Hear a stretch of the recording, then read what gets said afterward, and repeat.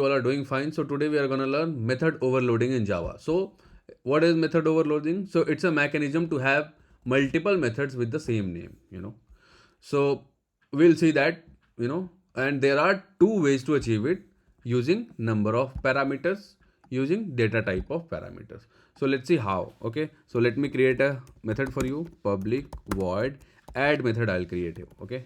In this method, let me write my code. Let's suppose I'll declare int a equals to 10 and int b equals to 40. Okay. And now I'll say int c equals to a plus b. Okay.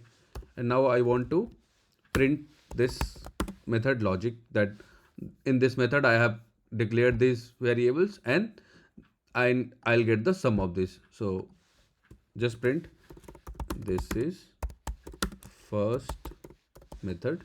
Okay. And then just write here C. Now let me create one more class. So, and I'll name it as a, let's suppose, T, class T. And here I'll create a main method. So another class called class T has been created. Now here I'll make a object of method overloading in class T. So method overloading m equals to new method overloading. This is how you create your object. Now how do you call your method? So m dot add. This is the method we have mentioned in this class. So m dot add, and then simply say parenthesis and semicolon. So your method has been called. Now right click and then select run as a Java application. Look, this is the first method, and the sum of the variables which we have declared is 40 and 10 50. So now, okay, now let me create one more method similar to but with different functionality. So look, uh, I have created the same method name. So what is method overloading? Definition, guys, that it's a mechanism to have multiple methods with the same name. So I got multiple methods. One method, so second method, multiple method with the same name. This is also, so this is the method name, add method name, but it's giving you error because we haven't followed the implementation rule. What is the implementation? Number of parameter. Here how many parameters? 0. Here also 0. So this is not allowed. We have to provide some parameters. So I'll say int a, and then I'll say int b. Okay. So now we'll say that so we achieved method overloading using first point, that is number of parameters. So look here, public void add, same method, but here there is 0 parameter, here there are 2 parameters. Now I'll say this is second method, and here it will print the sum of the numbers. So let me call this method. How do we call this method? Same object name, object variable dot add. So I'll write add. When I am writing add, look, I am getting two options: add with 0 parameter, add with 2 parameter. Now I want to call 2 parameters, select 2 parameter.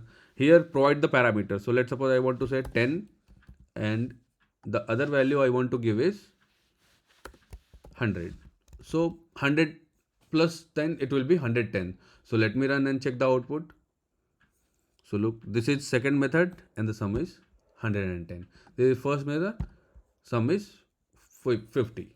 Now let's go again to check how the point number second is true. So let me create one more method with the same name. So same name. Now it says, now it started giving error. That same name we have achieved, but what did we do? Same name, and same parameters, so that is not allowed. So what we have to do?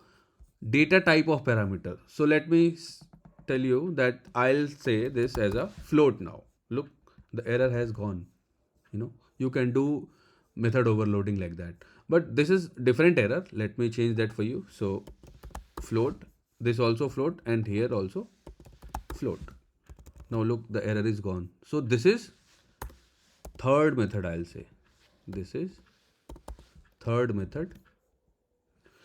And now save your program and then come here, come to this class, and here m dot add. Again I'll say add. Look, when I'm saying add, I am getting three methods. One with no parameter, second with float data type, and third with integer data type. Now I want to call float, so let me call float. Here I'll say 12.45, and then in another parameter I'll say 45.67. Now look guys, it's giving you error still. Why? Can you guess? Because we have earlier read that whenever you are declaring float type of variable, you have to provide f. Let me provide f here as well. Now look, the error has gone. Okay, so one more concept. So now save your program and now run your program. So look, this is third method, and sum of this, if you add, it will come this much. So this is nothing but achieving method overloading, in Java. So what we are doing here, guys, we are just, creating the method name with the same name. Now, tomorrow, if in interview, somebody can ask, can you achieve method overloading by changing the return type? So when I say return type, what do you mean by return type? So look, this is return type. This is void. It's not returning anything. So let me create a same method for you. Okay, like that. And now I'll just say here int. Okay. Now look what it says, duplicate method. So, return type doesn't matter, in method overloading. It will consider it as a same method name. So we cannot achieve method overloading just by changing the return type. So we need to keep that in mind. Okay. So this is all about method overloading, guys. If you have any doubt, let me know. So thanks for watching, guys.